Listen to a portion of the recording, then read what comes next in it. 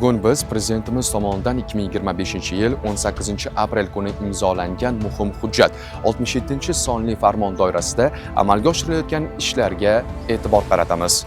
Ushbu farmon doirasida Asakabank aksiyadorlik jamiyati milliy ishlab chiqaruvchilarimiz, eksport qiluvchilarimiz va albatta tadbirkorlarimizni qo'llab-quvvatlashga doir muhim tashabbuslarni boshlab yubordi.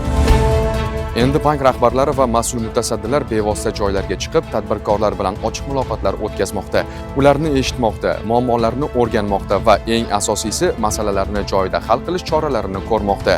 Xususan, poytaxtimizdagi bank xizmatlari markazida o'tgan muloqot davomida ishlab chiqaruvchilarning dolzarb savollariga amaliy yechimlar berildi. Bu esa davlatimiz rahbariyati tomonidan tadbirkorlikni qo'llab-quvvatlashga qaratilgan siyosat amalda qanday ishlayotganini, natijalar esa joyida ko'rinayotganini yaqqol ko'rsatadi.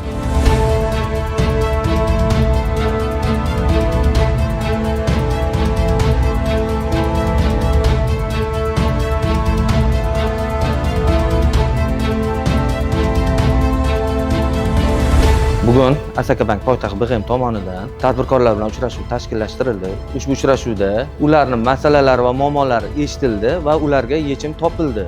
Bu kabi ochiq muloqotlar mamlakatimizda tadbirkorlikni rivojlantirishga o'z hissasini qo'shadi degan umiddamiz.